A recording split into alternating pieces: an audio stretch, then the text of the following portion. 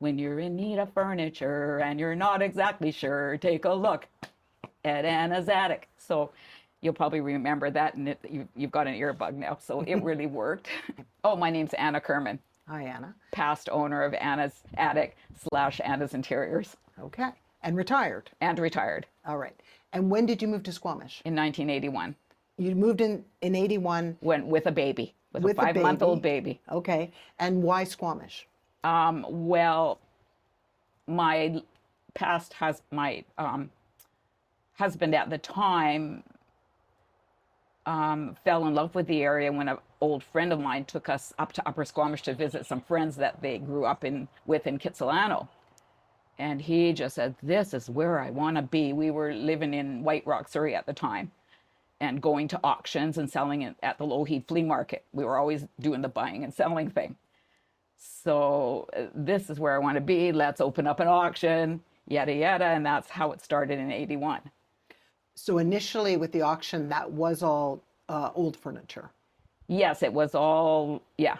It was Estate all type. old everything. Tools, cars, trucks, you name it, everything. That's a fun business, You know, though. car parts. It was just, people loved it there. They just could rummage around in there. And I tried my best to keep it organized, but stuff just kept coming in. So then we were getting nice stuff, and it was buried among the junk looking stuff, and we needed to have a better place to display the nice stuff, the more antiques, and that's why we expanded to the second location, a little 1,200 square foot store, Gotcha. which was right next to, there was a deli next door, like a little restaurant. I think it changed hands a few times. Dieter and Ursula I was owned going to it. say, was it Bavarian House? Yes, or- well, Dieter and Ursula owned it, and then it was Beamers, and then, you know, there was a few different hands changed, and so that was our neighbors, and then it ended up all being, it was the same building owner, so when the Chef Big D's moved in, they tore down the middle wall between the restaurant and my store, which later became the kids' place in the meantime, and then they made it one bigger lunch place. Right now, I believe it's not existing.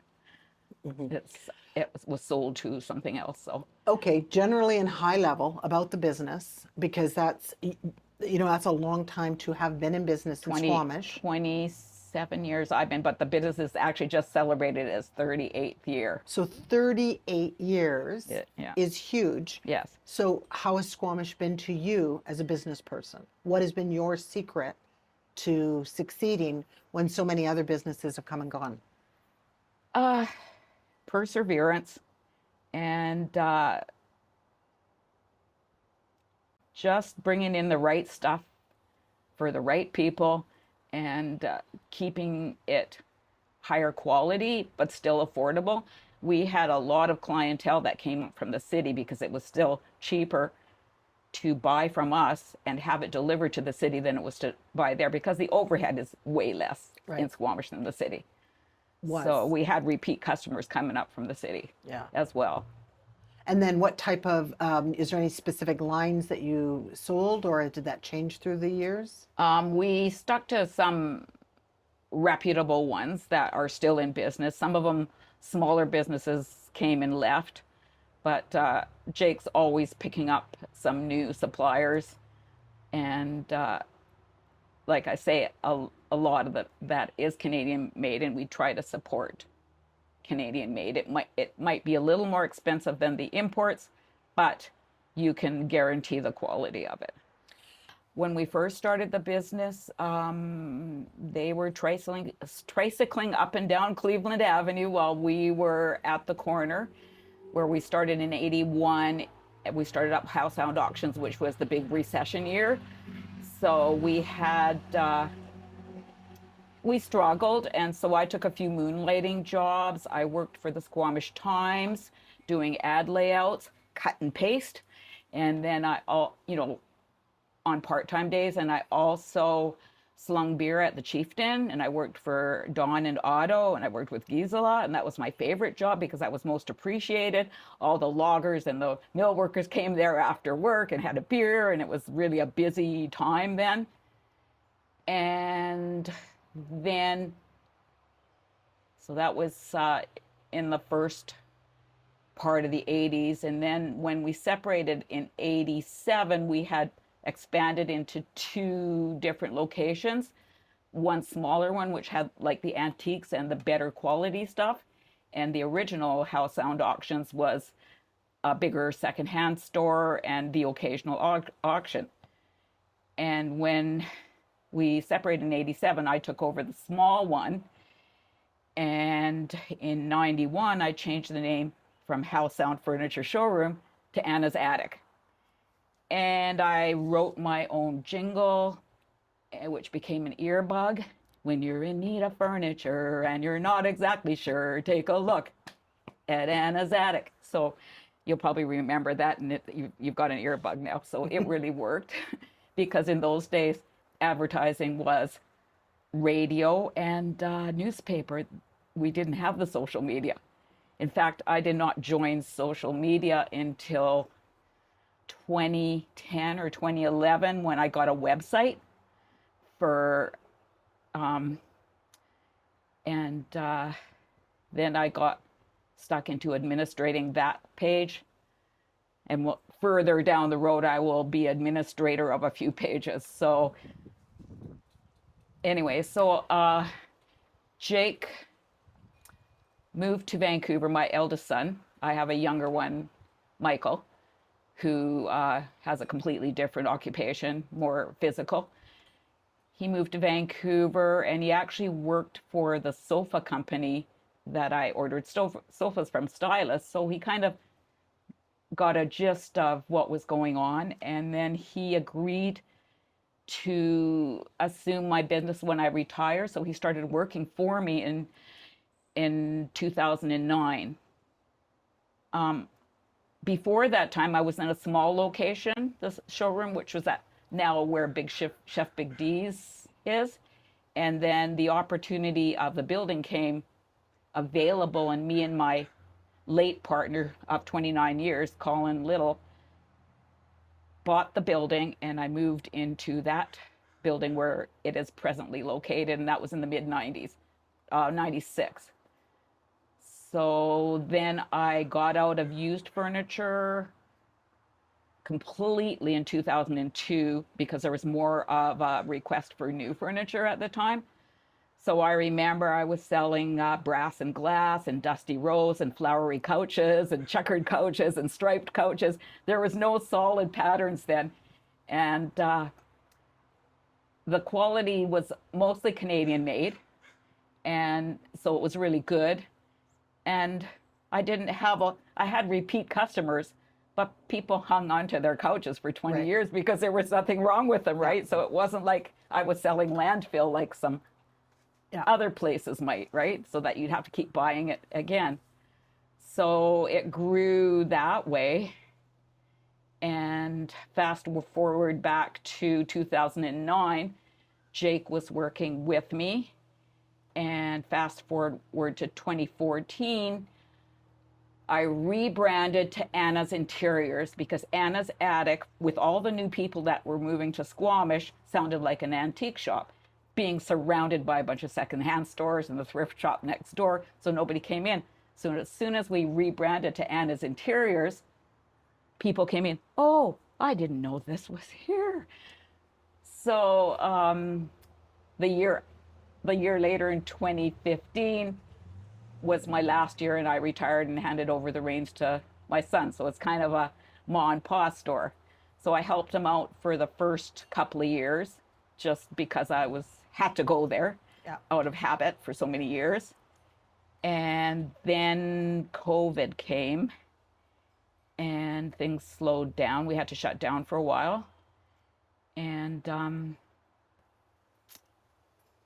then I just, up until this day, park in the back, check the mail, which my post office box is still downtown, And I used to go through the store and change a few things out of habit, move this here, organize stuff.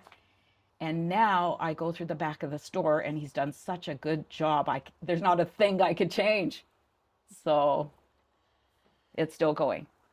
Now, over time, I think you were part of the what did you call the Cleveland Gals or Oh, right. Okay. When I became deep into the business in the 90s in Anna's attic, there was an organization called SMART that we created, and it was called Squamish Merchants Association Retail Together. And so we tried to have events and participate in parades to try to promote business downtown. And then that changed. We changed the name when they called Squamish Town Center, and they put the sign out that said Squamish Town Center. We changed it to STCA, the Squamish Town Center Association. And we continued that, and I was acting secretary at the time on a ledger. Not a ledger. I was acting secretary, typing it out and photocopying and hand delivering all the notes to the people that were involved in downtown. At the time, also, most of the businesses were run by women. So we had another group called the Cleveland Gals. So we participated as a group in parades. We had a really good social presence, and we brought, we just wanted to bring some activity and some vibrance downtown. Yeah, and I think you did, because I mean, I'm remembering it all these years later. Can you tell me some of those other businesses and some of the women that would have around them at that time? There was Marg from the Country Store, Christine Elliott from Sensational Vacations. At that time, it was Ruth Legler, can't remember nothing. And then there was Garibaldi Graphics, who's still there, and London Bay, and Pharmasave, Elsie Stewart, and I could keep going on, but I should have taken crib notes and wrote it all down. But there's probably about 20 of us. Yeah, no, that's good. Yeah, I do remember I remember Yes. you guys all on a float, and I can remember thinking, Yeah, wow, look at that. Look, good for you. and we all dressed as spotted owls because there was a big thing about spotted owls that year. So we had a big truck and we all dressed as that. Yeah, that's fun. It was, yeah, we had fun. It was good, and it was good times.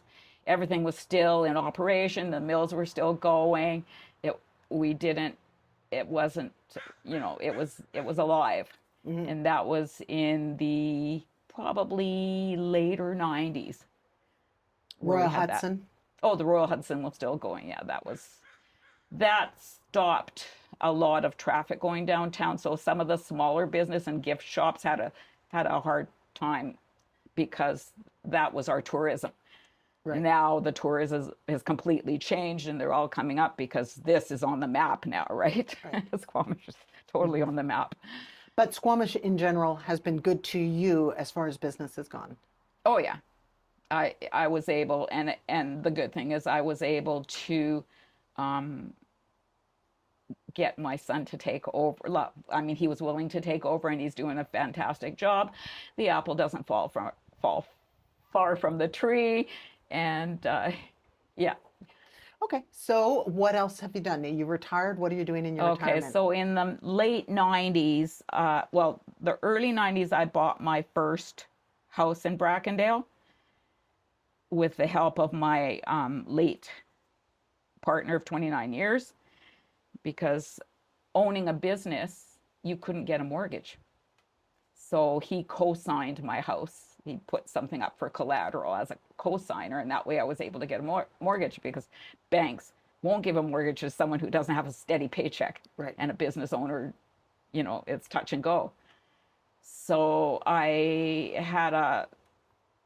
got it for a really good price. I mean, it was way back then, and it had a sizable lot, and that's when I started taking up gardening, because I had to have my downtime after work, and so I wanted to grow food. A few little flowers, but I really wanted to grow food, and it was right behind me. There was a horse pasture, it's where the paddocks are now. That's what they got named after. It was on near the Fisherman's Park on Brennan Road. And so I cut a hole in the fence because that was the Maloney's. Their daughter used to put all the horse manure droppings in a wheelbarrow, and I said, bring it on through the fence and pile it over there. So I got all the compost I needed, and it was flourishing. And then this house came available. It was my dream house, but I said, oh, I can't afford it. And it came available because I always wanted a log house, and my partner always was a wood guy, and he had a wooden boat, which I still have. We won't go there. And this came available, and I sold my old house really quickly and was able to move here. And I wanted to garden, but there was 30 evergreen trees cutting the yard in half, and there was no sun. The person who owned it before probably thought they were planting a hedge out of forestry little seedlings, Right. and they ended up being full-size evergreen trees close together. So I said, I want to have a garden. We need to get these trees down. So my partner and another construction worker designed this gazebo so that I can have a veggie patch around it. And the other reason is I live in wetlands. If I didn't mow the lawn, there would be skunk cabbage growing out of it. So I can't plant directly into the ground. So everything I have is somewhat raised so that I can garden. And it grew. And also, when I was getting involved in gardening, there was a small garden club that I believe started in 1996 with Ellen Grant and company. She's an amazing gardener and a pioneer in Squamish. And in the late 90s, I joined the garden club, which met when they grew from just joining in people's houses. They started meeting in the library in exchange for weeding the grounds at the library. So there was no overhead to have to pay. And they met, and they brought a few local speakers. And they had annual garden tours that they would sell tickets to. We did. I was now a member of the garden club. And annual events. We'd have wreath making workshops. It was a really fun group. And so we took whatever money that we made from the garden tours and featured speakers to be able to operate this club, right? You know, because sometimes we had to hire speakers and they didn't come to our group for nothing, and that's in our monthly meetings. Then the club got so big we couldn't fit into the library, so we had to find a bigger place. I don't know exactly what year that was. Probably around 2010, I would say. And we moved to the Sandman, and we rented a room there. Well, the overhead became all of a sudden higher because we had to pay a monthly rental there. And so one of our members created a plant sale. And there was about 5 different locations where people would pot up donated plants and start seedlings. And then they would all amalgamate on the day of the plant sale early in the morning and set up tents and tables at the Pavilion Park downtown. They'd rent the park and get a permit and do it downtown. Then I thought, well, this is ridiculous. I'm going to offer my property to have the nursery and the potting bees because it's big enough so my north side of the property they can use. So they were very grateful. So every week between, say, March and the plant sale in May, which is always the day before Mother's Day, a bunch of gardeners came and planted and ranted. That was our weekly get together, and they brought plants and brought divisions and all that. And it was just a really fun event every week for a few months. And then we had the plant sale, and we had like 13 pickup trucks at 6:30 in the morning on the day of the sale, loading up all the plants we had prepared to go to the sale downtown, tents, tables, everything. What a huge amount of work. And then at the end of the sale, load it all back up and bring it here. And then came COVID, the pandemic here. And we usually do our starts early in the year, like February, March. And then when things shut down in mid-March, we had to shut down the club and the plant sale. And I thought, well, what are we going to do with all these starts? What a waste. So I thought, well, I'm going to have a garage sale, a pop-up sale, plant sale, that with all proceeds going to the garden club. And I got all our volunteers to help me out. There was a lineup. We only let 6 people out in the yard at a time with masks. We had sanitation things. We had the hose and everything, and 6 people at a time. They were lined up way past the Brackendale store waiting to get in, and everybody was social distancing with their masks on, and they were so happy that they could actually talk to each other. There were people to talk to because everybody was so. And what do you do when everything's closed? You garden. Right. Yeah, for sure. So that started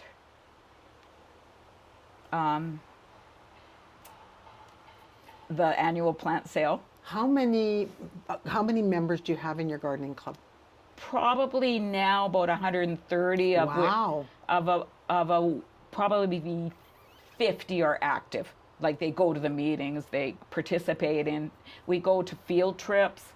We go all over the Lower Mainland. We were just in Chilliwack last week. We went to a composting place, and then we went, of course, to Minter Garden Center. And a couple weeks before that, we went on the Denman Island Garden Tour. Then we went on to the East Vancouver. It was just, I've been garden touring everywhere, and also being the chief social media person. I'm the one that puts all the pictures on the Squamish Gardeners page. So I'm going around with my camera, going to these garden tours, taking pictures. So if anybody wants to see garden pictures, there's probably thousands of them by now because I've been the social media of Squamish Gardeners. So it's on Facebook or Instagram? On Facebook and Instagram. On both, and it's called the Squamish Gardeners. Just look up Squamish Gardeners. And you'll see our whole history if you just keep scrolling back. And then what if somebody wanted to join? Is there room for more? On the website. It tells you how to do it. Yes. And that's squamishgardeners.com or? Yeah, squamishgardeners.com, and you go to the website and it says join us. You fill in the form, you e-transfer your $20 a year, which allows you to get discounts at certain garden centers as well with your membership card. And it's an amazing gardening experience, and this is what I do. This is my life now. What type of gardener? Like if you're a veggie gardener or a flower gardener, or you're just learning, do you have to know? Yeah, you can be a greenhorn. You don't have to have a garden. You can have a garden on a balcony on your deck. You can have small gardens, big gardens. It's basically, you get a lot of information because we hire speakers to talk about every possible gardening subject, and then there's always questions, and people are really happy to share their knowledge. And this year I just completed over the winter the Master Gardeners course.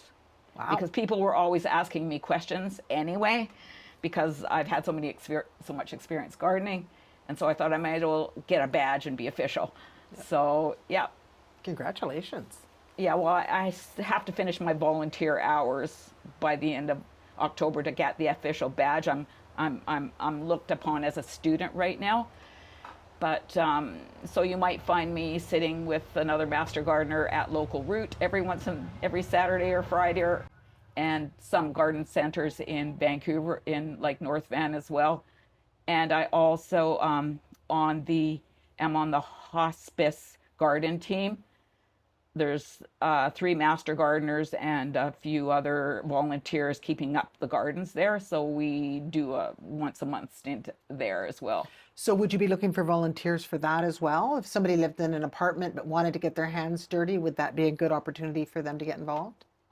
They could contact me. If they want to message me, they can message me through Squamish Gardeners Facebook page, and I will obviously, because I'm on that phone a lot, I will respond. Okay, good. Okay. And all right. Now, hospice gardening project. Is there Okay. more to that? It's all volunteering, and we had one 5-hour stint a few weeks ago to eradicate the invasive goutweed out of their garden. There was a huge area. So that was a 5-hour job with about 7 volunteers to dig it all out, shake all the soil off, all the perennials, replace all the soil, and replant the perennials and water it forever until it came to, and it's looking really good. Sometimes there's a little, we keep an eye on it. So sometimes there's a little sign of goutweed, we pick it off, because once you pick it off, it will not photosynthesize and feed the roots. So you just have to be on top of it, just with any weed. You just pick them off, and then, like the same with morning glory, just don't let it photosynthesize, and eventually it will, the roots will die. Now, also the garden tours. Are you guys still doing garden tours? We do only members garden tours, which don't cost anything. So every 2 weeks from June through September, somebody organizes through the membership whose gardens or who wants to put their gardens up on tour, and morning shift and afternoon shift. So only the members' gardens are on tour, and only the members are invited, and they are allowed to bring a friend. Okay, so it's not public like it No, used to be. in public we used to sell tickets like for $10 or $15, and we'd put 10 gardens on, and if you can't make the whole tour, you'd pay $1 for a garden or $2 for a garden. But that was a fundraiser. Now, That would be one of the benefits, though, of joining the garden club, would be that you could go in and take a look, snoop in other people's gardens, see what's Yes. working, what's not yes, working. and some of the gardens are not top of the line gardens. They're looking for information. Right. They're looking for advice. Yeah. They have areas that are lacking in there because they've got all these gardeners looking. They ask for advice, and it's like we're giving them an assessment and our opinions. Yeah. Yeah. I did graduate from UBC with a BFA in 1978. I traveled for a couple of years through Europe and Asia.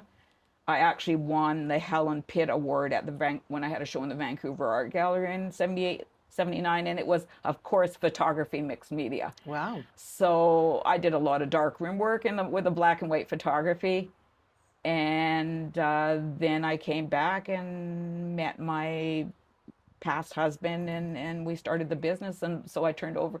So I started making still lives out of furniture displays. That was my art. Yeah. So now I take pictures of my my vegetables, and very artsy. I grow cabbage because they're so photogenic. Not that I want to make coleslaw or sauerkraut all the time. So I've got like 44 cabbage plants in my garden. And then when the opportunity from the Squamish Arts, who I follow being a past artist, came up, where they were looking for to fill the artisan gallery, and the theme was food art. I jumped right in there and I showed her my photographs. She says, yes, I'm not even going to ask you anymore. And so I had canvases blown up and put in that gallery. Fun. When was that? Not last winter, but the winter before, last fun. February. That's fun. Congratulations. So that's what I do. I play with photos So a lot. So you're just having fun being creative now. Yes, with my photos. Good for you. And my garden. Yeah, that's fantastic. That's Yeah. great. I know a lot of people from what they have in their house. Yeah.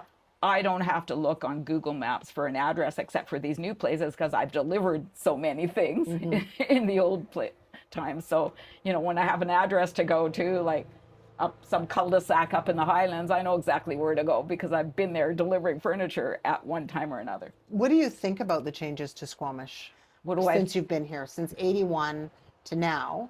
Do you think these have been positive changes, in your opinion? Is the community better for the changes we've made?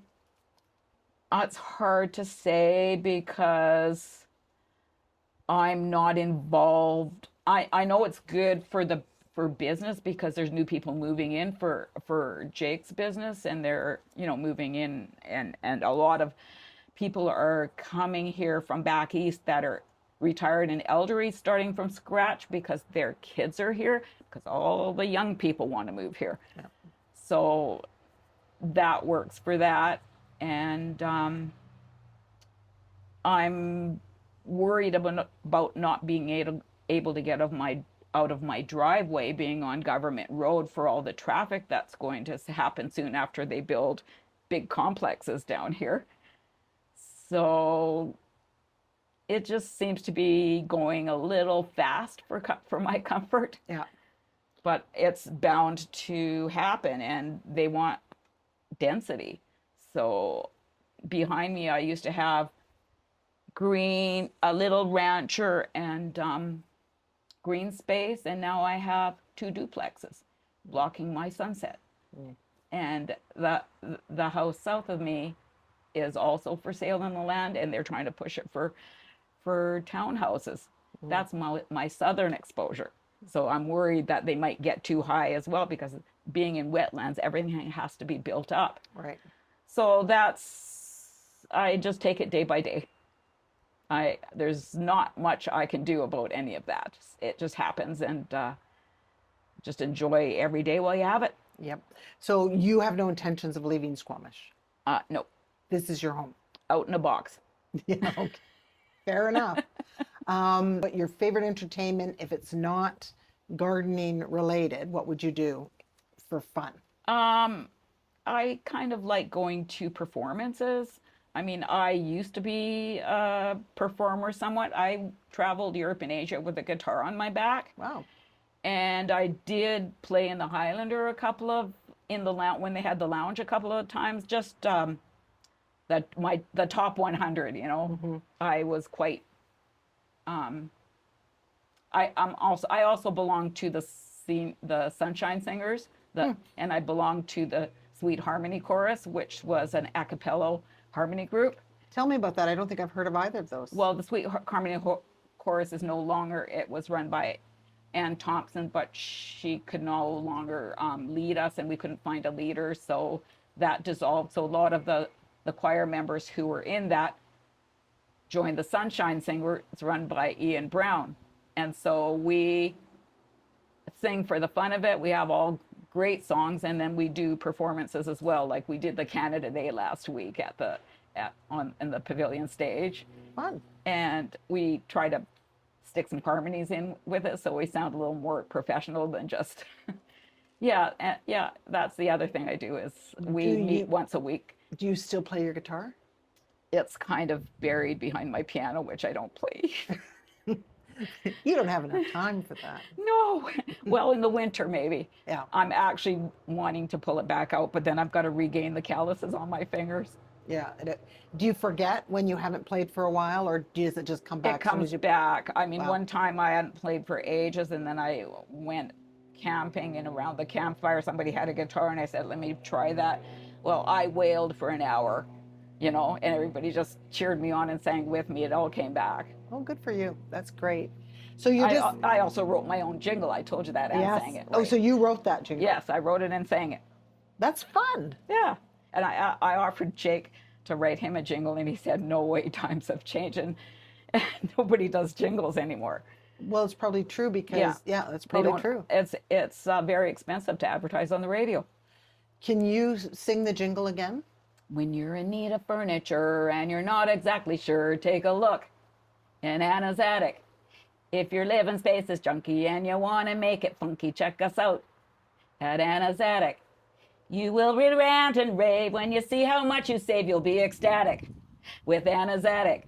Yes, it is that time of year to remind you that we're here. You'll be glad when you appear at Anna's attic, downtown Squamish.